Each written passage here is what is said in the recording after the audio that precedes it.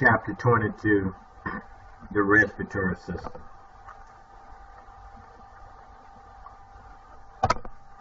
Alright, we're going to be looking at breathing, and the major function of the respiratory system is gas exchange between O2 and CO2. So when we think about air, we think about aerobic respiration, and this is the process that we bring in oxygen. It interacts with the enzymatic breakdown of glucose in order to make ATP, which will take place glycolysis in the cell cytoplasm, and the remaining portion of the production of energy will take place inside of the mitochondria. So when we exhale, we're blowing out CO2, and when we inhale, we're bringing in O2. Okay, so when we think about the respiratory system, we also have to include the cardiovascular system because they work in conjunction.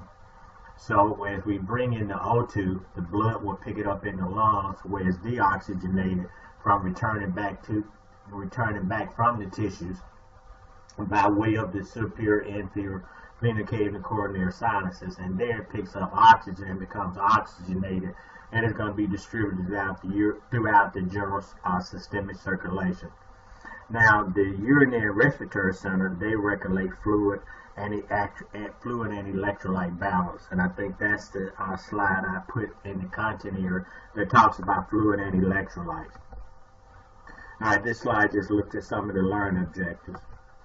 Alright, respiration involves ventilation, bringing air in. We know the primary muscle of respiration is the diaphragm, and remember it's innervated by the phrenic nerve. So again, we talk about gas exchange between O2 and CO2. Also, we got the olfactory senses that we deal with smell, as well as resonance with the nasal concave to talk. Also, we keep in mind that the two most common routes things enter the body is by way of the mouth and the nasal passageway, so they line with mucous membranes to trap impurities. Now, the acid-base balance is it has an influence on the body's normal pH. Now, remember the normal pH of blood is 4.35 to 4.45. So the purpose of it is to try to get rid of the CO2 to keep that normal pH balance consistent. Alright, so again, we talked about angiotensin 1 and 2, renin and angiotensin pathway in terms of hypovolemic situations where the blood volume is low. And this is also going to be influenced by respiration, the renal system, as well as hepatic or the liver. Now remember the lymph, we just got through taking a test on that. That deals with the interaction of the lymphatic system for impurity. And the lymphatic system flows in conjunction with the blood vessels that we know of. So again, you got the thorax and the abdominal cavity that's going to be involved. Alright, so again, the lymph is in the fluid that has leaked out of the general circulation that has to be returned by way of the lymphatic system. Now again, blood must be filtered, and that's going to take place through the lymph that has leaked out, also through the renal system. But the lungs have to filter CO2 and also small clots.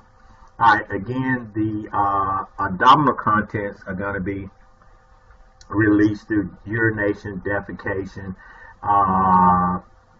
Valsalva maneuver, in terms of straining and pushing when we look at childbirth. Alright, let's look at the anatomy of the respiratory system. Again, nose, pharynx, larynx. You got the trach, and it divides into primary, secondary, and tertiary bronchioles. And the alveoli are the sacs that picks up the O2, exchanges it with the blood, then exchanges that with the CO2. Alright, so the conducting system again includes the passageway through several components that we just mentioned above for gas exchange to take place. So again, it enters through the nostrils and goes through the major trach and bronchial systems of the lungs. Okay, you have an upper and a lower respiratory tract. Remember in lab when we was looking at breathing, we look at the upper, listen to the upper back and the lower back. So the upper head, neck, nose through the larynx, the lower the trach down to the lungs. All right, look at figure 22.1. It shows you the nasal cavity. Remember, you got the middle, inferior, and superior nasal concave. You got your nostrils. You see your pharynx, posterior aspect of the throat. Inferior to that, you got your larynx. Then you got the trach with the cartilaginous ring. In order, when you have to do a tracheotomy, you see the lungs with the different lobes. You see your left lung, your right lung. You see your cardiac notch where the heart sits, and you see the inferior basis of the lung sits on top of the diaphragm, which is the major muscle of respiration. Again, as we indicated, innervated by the phrenic nerve. Now, posterior to the trach is the esophagus, and that carries food into the stomach. All right, again, so we're going to be looking at the nares, the nasal concave, the facial part. You got your hyaline cartilage, you got your nasal and maxillary, the upper half. You got the alar cartilage, is the lower half.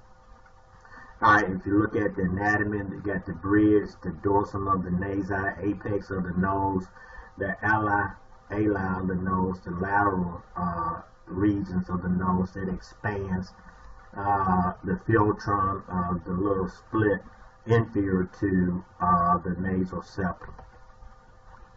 Alright, you just see it further where you can see the bones highlighted under the skin, or the cartilage. Alright, so again, when we look at the nose, remember the vomer is the inferior part of that.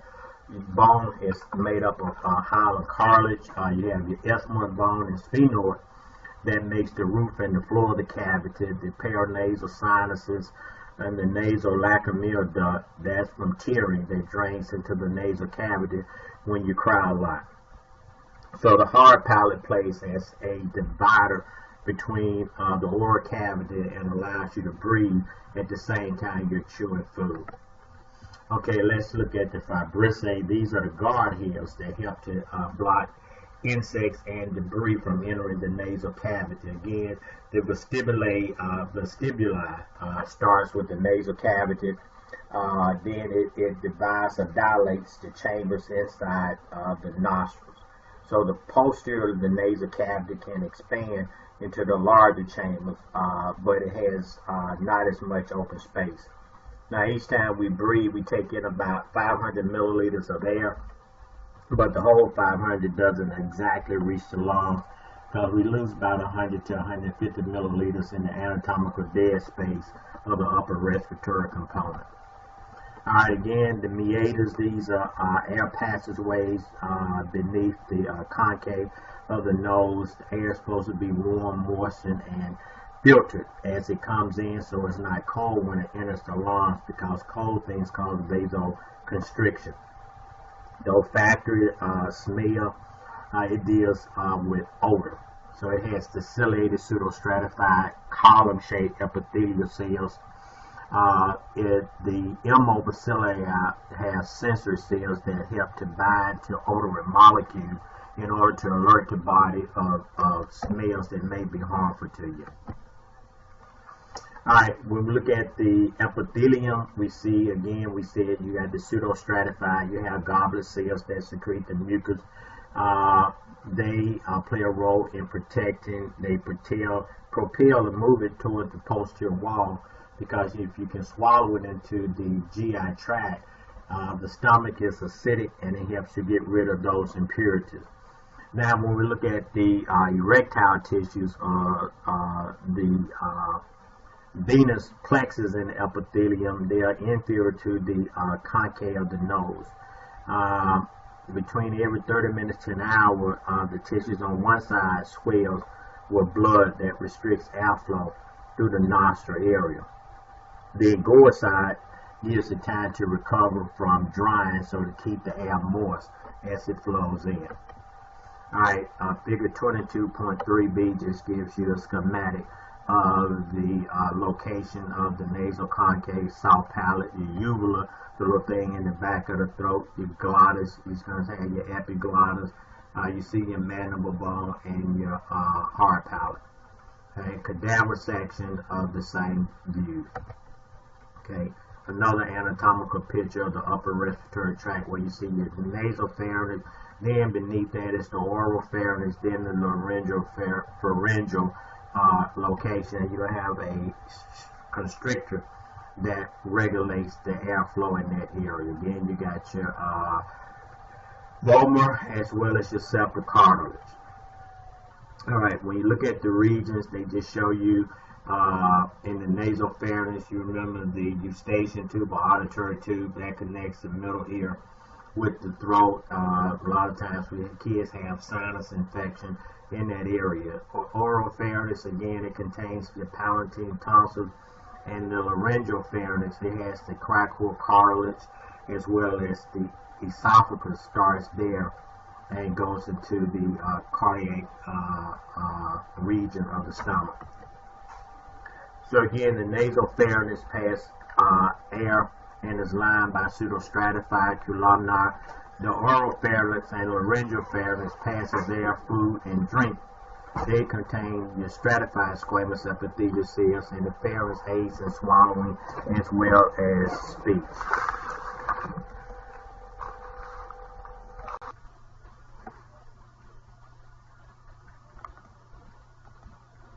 Alright, so again, we say that the nasal pharynx, again, it assists in swallowing as speech when we look at the pharynx component of it. Alright, the length of it is about 4 centimeters for the larynx, the voice box. Remember, we're going to have true involved vocal cords. Primary function is to keep food and drink out of the airway, out of the trach, and you want it to enter into the esophagus. And also it has a production of phonation for sound, like phonics. The epiglottis, again, is a flap of tissue that guards the upper portion of the larynx and rests. It stands vertical. It has extrinsic muscles. Remember, they originate outside and inserts there. It allows the tongue to push the epiglottis down to meet it, and this closes the airway to keep food from entering to the trach and allows it to enter to the esophagus. All right, this is a picture of the larynx. You see your tracheal cartilage, your cricoid cartilage, arytenoid, your vocal cords, your vestibular folds, your hyoid bone, remember, and the opening of the epiglottis. All right, again, you got 9 cartilaginous rings that make up the framework of the larynx. Epiglottic cartilage, the upper portion of it, the thyroid or the Adam's apple, the largest of the laryngeal prominence, and then it stimulates testosterone in order to help it grow and larger in males, not in females. And then the cricoid, this allows the bridge between the larynx and the trach. Alright, so when we look at the arytenoid cartilage to posterior to the thyroid, the corniculate, it attaches to the arytenoid, and it has pairs of little horns, and then the cuneiform cartilage we have. So your ligaments hold these in place. You got the thyrohyoid ligament, the cricotracheal, and the intrinsic ligaments. Alright, again, the interior wall of the two folds, you got superior vestibular fold, inferior where you have your vocal cord and the glottis. And this allows the cords and the opening between them. Again, the vocal cords, they contain the vocal ligaments, and they're made of stratified squamous epithelial cells. Alright, the walls of the larynx are quite muscular. Again, intrinsic, deep. They operate the vocal cords, and the extrinsic ones, they connect the larynx to the hyoid bone.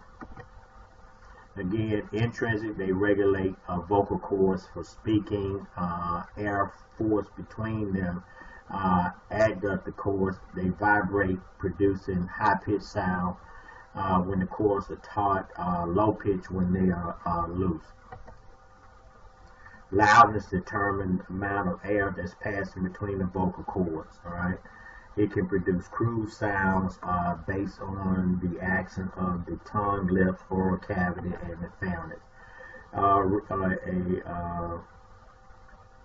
laryngoscope allows us to look at the vocal folds, the trach, the larynx from that standpoint to see if we have polyps on the vocal cords or possible tumor cells. All right, just an anatomical view of that where the folds are taut and when they are relaxed. All right, the windpipe again about 2.5 centimeters. You got the 16 to 20 C-shaped rings, hollow cartilage for tracheotomies. Again, it contracts or relax to regulate airflow. The mucociliary escalator, they have to trap impurities and help to protect the upper extremity from infection and debris. You also have your lymphatic nodules there to help trap impurities. If they're swollen in the area, it lets you know you may have something going on. Alright, the adventitious, the outermost layer, you have what is called your right and left. Alright, so again, the right and left main bronchi, you got the coronae. This is when the trach comes down, so right before it divides into the right and left bronchi, that is the connection. A lot of times when it's enlarged, sometimes it can indicate lung cancer. Alright, this is just a picture 22.8 of your cilia and your mucus secreting goblet cells. A tracheotomy is when you make an opening when the airway is blocked to allow temporary airflow to come in. Alright, so again, it can become encrusted and interferes with clearance of mucus, thereby it can increase infection. So when you have tracheotomies in, trachea, you have to clean it, take it out, and clean it to cut down on infection. Alright, here you see the coronae right before it divides into your primary bronchioles. Alright, anatomy of the lungs. Reason why I had you looking at it, you got 3 lobes on the right side and 2 on the left side. You got your horizontal fissure, your oblique fissure. You got your base of the lungs that sit on the diaphragm. The posterior view or the mediastinal surface of the right lung, you can look and see your pulmonary veins and arteries. Alright, this is just a cross section. Alright, so the base is broad, is concave, rests on the diaphragm. The apex, it projects above the clavicle. That's why when we listen, we go up a little higher. You got your costal surfaces, you got your mediastinum, that is protected by the sternum and the hilum. That receives the main bronchus, the blood vessels, and the lymphatic. Alright, the right lung has 3 lobes, the left one has 2, superior, middle, and inferior. You got 2 fissures, oblique and horizontal. The left one has the cardiac compression. You got a superior and inferior separated by 1 fissure that's called the oblique one. The bronchial trees, again, are branching system. You got about 65,000 terminal bronchioles to maintain the oxygen content in the alveoli. Aspirator here, this is when objects can lodge in the right main bronchioles more often than in the left. That can be a dangerous situation if you do not unblock it. Again, you have your C-shaped cartilaginous ring that lead into the main bronchi. Alright, the 3 right lobules, secondary bronchi, again 3 on 1 to each lobe of the right lung. You got the segmental and tertiary bronchi. They are supported by the cartilage plates and the bronchopulmonary segment. They work independently of the lung tissues. Alright, you got your lamina propria or your mucus-associated lymphoid tissues or MALT. We talked about that in the last chapter. Again, you got your elastic connective tissue because inhalation is an active process, but exhalation is a passive, unless you're using a spirometer and forcing air out. Again, you got your muscularis mucosa. It contracts or relaxes to constrict to regulate airflow. You got your pulmonary arterial branches closely follow the tree on their way to the alveoli, and the bronchial arteries, they serve as the branch with the systemic blood. Alright, the pulmonary lobules, again, they play a role in lung ventilation by one bronchiole. They have ciliated cuboid epithelial cells. You can have up to 80 terminal bronchioles. They're about 0.5 millimeters in diameter. They have no mucus glands or goblets. They have cilia that helps to mucus drain by way of the ciliary escalator. With the respiratory bronchioles, again, the beginning part of the respiratory division for gas exchange of O2 and CO2. The exchange takes place at the alveolar sacs. That, remember, that contains the alveolar macrophages for getting impurities out of the system. Here's a histological view of the lung. Here's the cells of the alveolar squamous type 1. These are a broad, thin type of cells. They allow for quick gas exchange between the alveolar sacs and the bloodstream. Type 2, again, they play a role. They're made up of cuboidal cells. They make up the last 5%. They repair the alveoli when the type 1 cells have been damaged. And you got the surfactant. Remember, these coastal lungs in order for breathing to take place. Alright, the macrophages we talked about are the dust cells. If they are fixed there, they're called alveoli. They keep the debris out by phagocytizing the dust particles.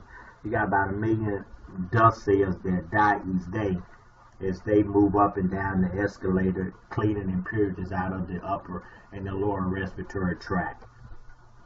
Alright, this is a figure that shows you the exchange between the capillary system of the alveoli tissue. Alright, again, the respiratory membrane got squamous alveoli cells. They got the blood capillaries, and they also have the basement membrane. Now again, alveoli, again, they are kept dry by absorption of large amounts of liquid by the capillaries that we just saw. They have a more extensive lymphatic drainage to keep impurities out. And then they got a low capillary pressure to prevent collapse or rupture of the respiratory membrane.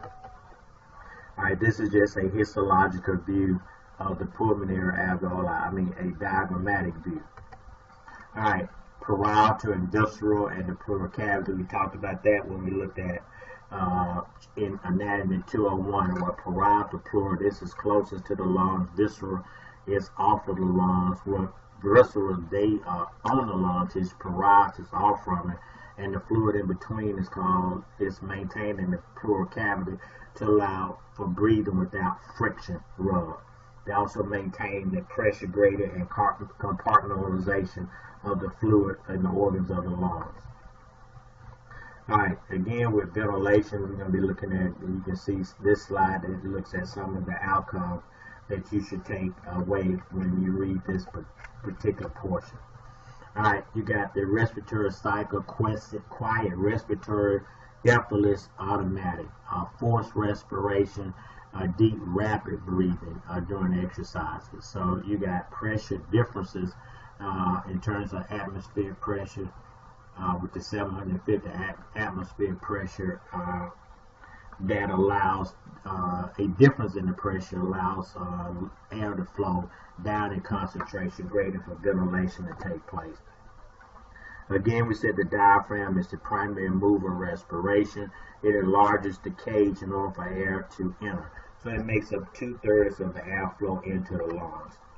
Alright, you got your intercostal muscles, again, between the ribs. They are synergistic.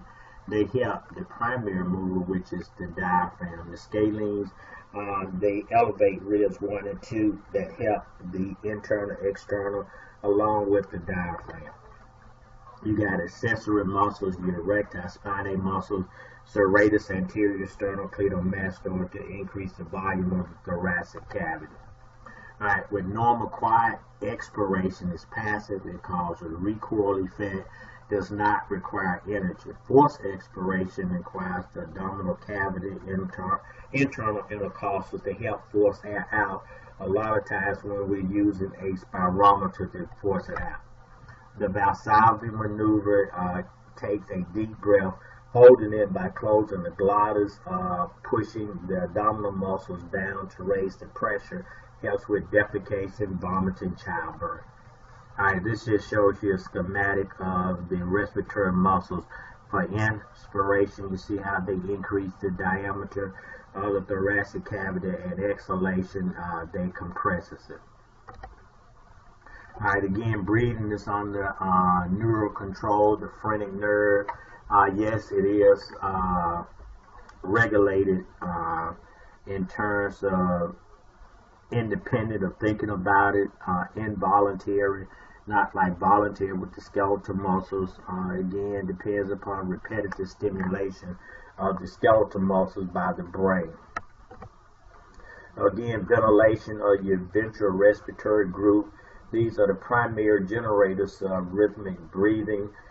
Inspiration neurons fire about 2 seconds. Expiratory is about every 3 seconds. Alright, so again, we look at the expiratory neurons. Euchner fires about every 3 seconds. Alright, they represent the 12 breaths per minute. And if you take in about 500 milliliters of air, that's about 6 liters of air per minute that we take in. Now, the DRG is the dorsal respiratory group. It deals with the depth and the rate of breathing. Alright, and this is going to be regulated by external sources that will increase the respiratory demand on the body. Alright, the pons, again, the pontine respiratory group, they modify the rhythm of both of them in terms of the ventral respiratory group and the dorsal respiratory group that we see on this slide. Alright, it allows your body to adapt based on emotion, anxiety, exercise, sleeping, singing from that standpoint. Alright, this is a neurological outlay of the input of breathing and the output. You see the pons for the pontine respiratory group. You see how it stimulates the diaphragm and the internal intercostal muscles. Hyperventilation is triggered by anxiety. We are expelling CO2 from the body faster than we are producing it. So a lot of times we have to breathe into a plastic bag. So therefore we can inhale back in the CO2 to try to readjust that hyperventilating period. Sometimes you can get dizzy and pass out based on the expelling of the CO2 too rapidly. Alright, chemoreceptors, again, these are chemical changes of CO2 that regulates the respiratory system, whether or not to increase inhalation or exhalation. The peripheral ones, they are represented in the aortic bodies and the large arteries, so they respond to the content in the blood in terms of the O2 and the CO2. Stretch receptors, these are in the bronchioles of the lungs, the Herrmann-Brewer reflex is triggered by exercise and inflation to bring in more air. It's protective reflex that inhibit inspiratory neurons and stop inspiration from over exerting itself. Irritant receptors, again, pollen, chemicals, fumes, mucus. It triggers reflexes, bronchoconstriction, shallow breathing, apnea, holding your breath, or coughing.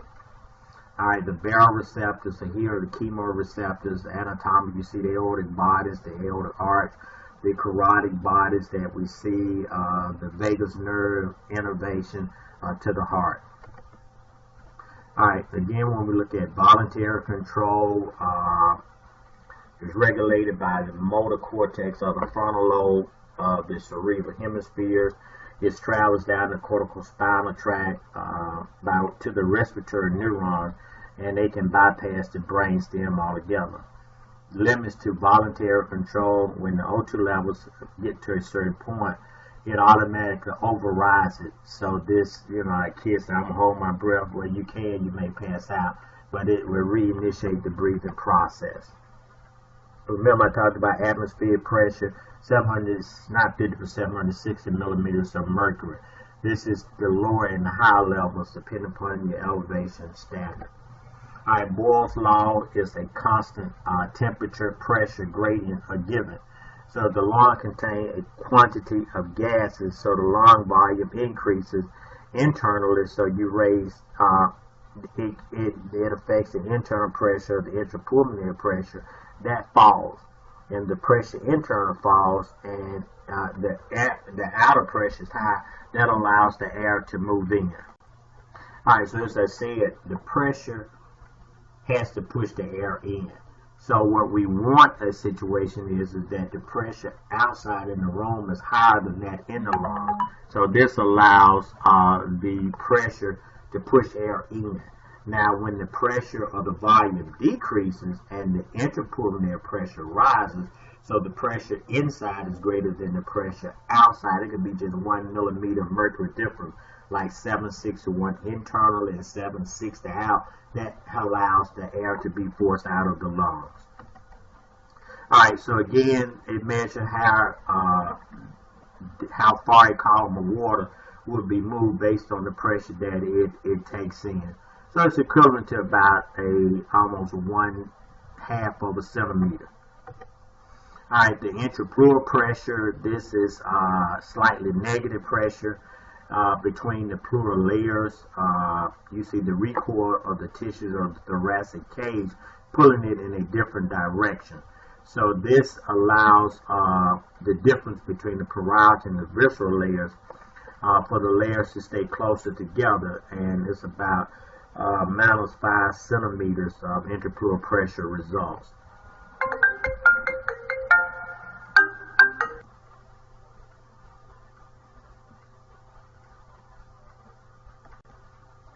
Alright, so we look at the two pleural layers. They're going to be clinging together based on the cohesion of the water. So the visceral pleura clings to it by the cohesion of water that pulls them together. It stretches the alveoli within the lungs, so this will expand the thoracic cage to get air in. By doing this, the internal pressure goes down so the volume can increase, so it allows the air to flow inward. Charles' law, again, on account of cool breeze a day, air would increase its temperature by 21 degrees Celsius when we bring it in. It inhales, but you can see how it's warm to 37 before it reaches the alveoli. So each inhale we take in about 500 mLs, but we blow out about 536 based on the thermal expansion of the lungs as they inflate. Quiet breathing, the dimensions of the cage increase just slightly. We get in about 500 milliliters of air through respiration. Alright, figure 22.16 just goes through the respiratory cycle. Relaxed breathing recoil compresses the lungs. There's about a centimeter in difference of the intrapulmonary pressure over that of the atmospheric pressure in order for you to blow air out. So again, the force is greater inside, pushing it out. So therefore, it's not required. But when we are forced breathing, there's a 40 millimeter increase of pressure that requires muscular activity. A pneumothorax, again, pressure of air in the pleural cavity. Potential space becomes filled with air and allows the lungs to recoil and they can collapse. Atelectasia, again, collapse of the lungs, maybe due to obstruction or blood clot or blood bleeding into the lung tissue. When we look at resistance, it's based on the diameter of the bronchioles, increased diameter, epinephrine, sympathetic stimulation, increased flow, bronchoconstriction would decrease the diameter and therefore decrease flow. So again, suffocation can result, bronchospasms, anaphylactic shock, COPD or asthma can decrease or cause bronchial constriction. Compliance, again, is the ability for the lungs to inhale, exhale based on the pressure difference. Compliance was regulated by the surface tension over the lungs. Surfactant secreted by the cells of the alveoli. It interrupts the hydrogen bonding between the water molecules and reduce the tension on the lungs. So infant respiratory distress syndrome and premature infants where it lacks the adequate surfactant layer covering the lungs. So this is important with premature babies. Alright, when we look at airflow coming in, remember I talked about the anatomical dead space. Again, conducting division, there's no gas exchange. On the sympathetic, you see an increase in dilation, and this dead space allows more air to come in. So again, in pulmonary diseases, the alveoli may be not adequate enough for gas exchange. So again, the anatomical dead space and the pathological dead space, we're going to be looking at both of them. AVR is alveolar ventilation. You look at that times the respiratory rate. So if you're bringing in 350 mL, because remember 150, I added that as 500, but 150 may be trapped in the anatomical dead space. So we bring in about 4,200 milliliters per minute. Residual, after we exhale, this is the amount that remains. Spirometer is a device that recaptures expired air during breathing, the rate of oxygen consumption. So tidal volume is 500 milliliters per breath, or 500 milliliters of inhale and exhale in one cycle.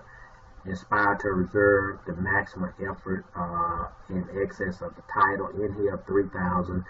Expiratory reserve, excess out. When you maximum exhale out, you're going to have about 1,200 milliliters. So this is a respiratory volume and capacities when you're doing a breathing test.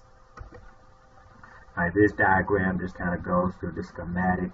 Inspiratory reserve volume, vital capacity, total lung volume. Alright, residual volume remaining in the lungs to cut down on collapse in 1,300 milliliters.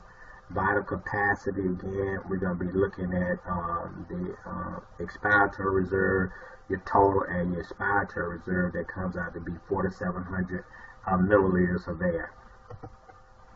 Alright, so again, the functional residual capacity, we have about 2,500, and the total lung can hold up to 6,000 or 6 liters of air. Alright, again, restrictive disorders in the disease that reduces ventilation. So fibrosis, tuberculosis, black lung disease, COPD. Alright, so asthma, chronic bronchitis, emphysema are things that can decrease ventilation. Alright, expiratory, a forced expiratory volume, healthy adults about 70 to 85% on a second. Peak flow, blowing into a handheld meter. Maximum voluntary ventilation about 120 to 170 liters per minute. This dealing with increased physical activity. Apnea, temporary stop of breathing, mutinous, relaxed, quiet breathing, dyspnea, labored gasping, hyperapnea, hypernemia, increased rate of death, and hyperventilation, increased pulmonary ventilation based on metabolic demands on the body. Hypo is decreased based on elevated CO2, Kussmaul, due to acidosis. Orthopnea occurs when a person is lying down. Tachypnea, accelerated respiration. Alright, we look at consumption. When we look at the gases in air, nitrogen makes up the majority of it.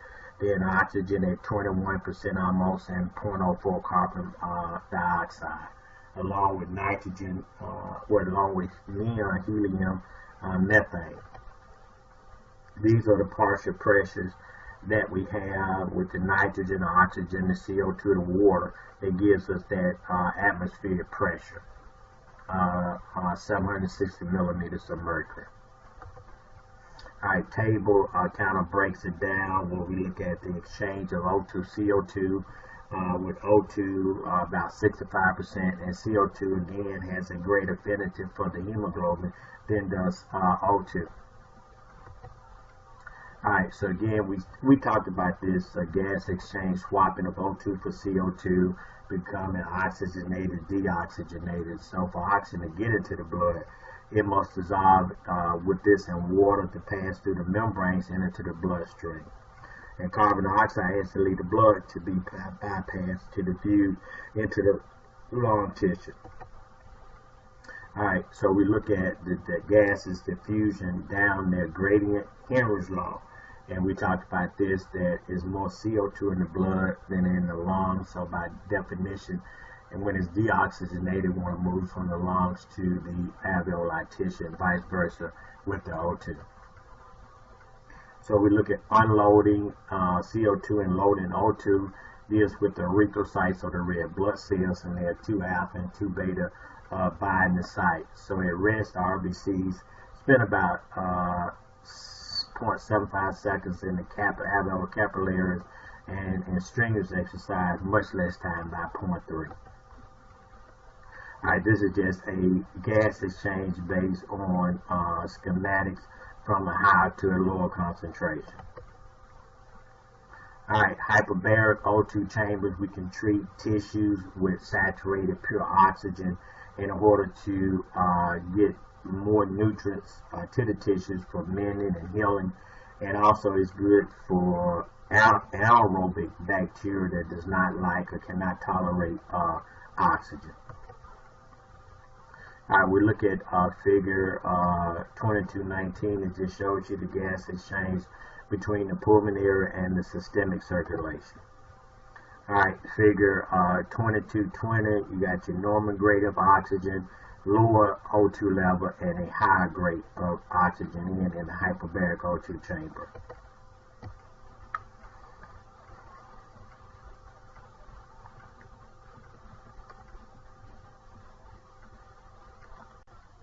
Alright, this slide looks at the solubility of gases. So CO2 is 20 times more soluble than O2. So it has a great affinity for affecting hyperventilation, the pH of blood. So again, the surface area, about 100 milliliters of blood in the alveoli. Emphysema, lung cancer, it can really strictly reduce the surface volume for gas exchange. Alright, this is a normal lung tissue, one with pneumonia, and then this one with confluent alveoli. Alright, this just talks about the thickness of the alveoli with the membrane. Pneumonia causes thickening of the respiratory membranes. It can impede the equilibrium rate at which gas can flow into out of the lung tissue into the bloodstream. Ventilation, perfusion, coupling, this ability to match air and blood flow in order to get adequate perfusion to the heart, and as well as the tissues in this general systemic circulation. So it can affect the changes in diameter of the blood vessels as well as the alveoli tissue. Alright, so this is just a figure 22.22a that shows you the schematic of ventilation, perfusion, coupling. Alright, just a continuation. Alright, oxygen, 98.5% bound in hemoglobin, about one-fifth dissolved in the plasma. Carbon dioxide has in transport, 90% is hydrated to form carbonic acid, 5% bound to proteins, and other fibers dissolved in the gases of the plasma. Hemoglobin again has 4 binding sites, 2 alpha, 2 betas. Each can bind 1 O2 and an iron atom. One hemoglobin molecule can carry up to 4 O2 molecules. It's oxyhemoglobin. Deoxy is when it's bound with no O2. Alright, this is just a schematic of the saturation of the O2 levels. Alright, carbon dioxide transport, it can be bound with carbonic acid, carboamino compounds, and dissolved in the plasma. So it can be hydrated to form carbonic acid. It can dissociate it to bicarbonate that has an important role on regulating the pH of the body. Hemoglobin can transport both at the same time. Alright, again, with exchange between the blood and alveoli, 7% exchange of CO2, it comes from carbonic acid, other from the carbonyl amino compound, and 7 is dissolved in the plasma.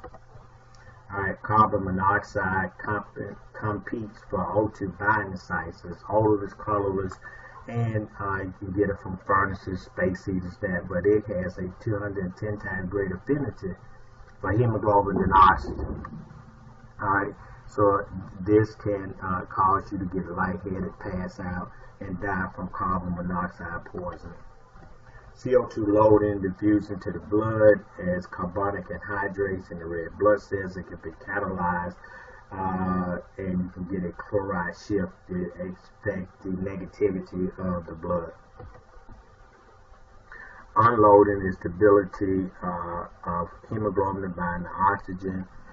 It tends to make hemoglobin release oxygen rise at the systemic capillaries at 97% saturated to aerate the tissues. Alright, this is just a schematic based on the diffusion rate of the plasma, carbamino compounds, and the carbonic acid. When we look at CO2 unloading,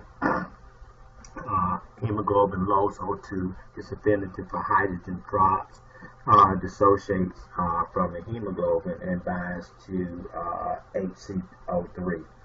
So here it diffuses back into the blood for a chloride shift, and it generates to diffuse into the alveolar tissue, the CO2 to be released. Okay. Alright, we have to make adjustment. Ambient PO2, active tissue, decrease O2, temperature, active tissue, increase the temperature, low oxygen unloading. Bohr effect, active tissue, increase CO2, lowers the pH of blood, promotes O2 getting out, unloading. Biphosphoglycerate, again, increase body temperature, fever, growth hormones, raises the biphosphoglycerate levels to promote O2 unloading. The Haldane effect lowers the level of the oxyhemoglobin, enables it to transport in the blood to transport more of the carbon dioxide. Okay, you can see that in that figure. Same here, 22.26b. See the pH, 7.40. You got 7.420 and 7.60. Oh, I made it miss the blood, pH of blood 7.35 to 7.45. I didn't make that statement earlier. Alright, these are the depths of the pH, normal range, O2 at 95 millimeters of mercury, CO2. And this is rate and depth of breathing that maintains these levels. So the most stimulant potentness of pH is regulated more so by CO2 than O2. Hydrogen stimulate peripheral chemoreceptors, which can increase 25% of the respiratory response to changes in the pH. Acidosis below 7.35, alkalosis above. Hypercapnia, the CO2 is less than 37, when normal is up to 43. Hypercapnia is greater than that, so it causes acidosis, whereas lower causes alkalosis. Alright, we look at respiratory acidosis and alkalosis, again based on the flow of hydrogen ions that you will see a lot more fluid and electrolytes, but the renal system and the respiratory system plays an important role.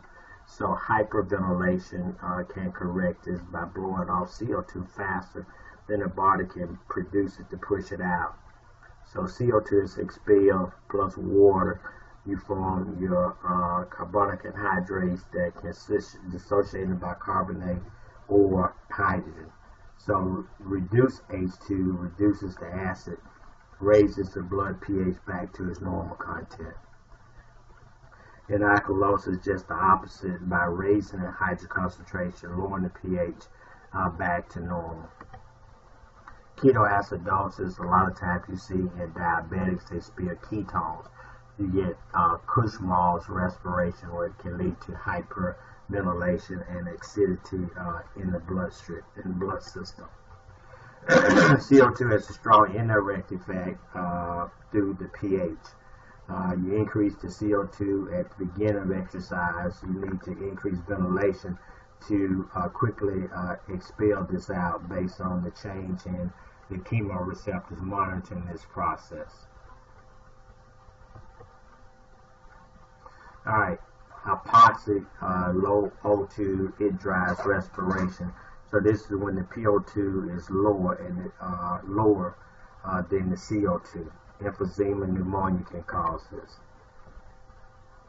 Alright, these last few deals with respiration, with exercise. We know that the brain demands increase based on the respiratory demand on tissues with blood, oxygen, the need of muscle activity to generate ATP. Alright, hypoxemia, hypoxia, state of low arterial PO2 can be due to lung disease, cancer, drowning, foreign bodies, ischemic, congestive heart failure, decreased blood supply.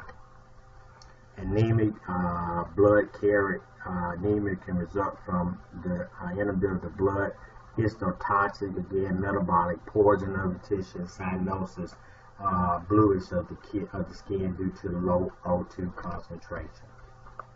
Again, hyperbaric oxygen treat premature infants, retinal damage.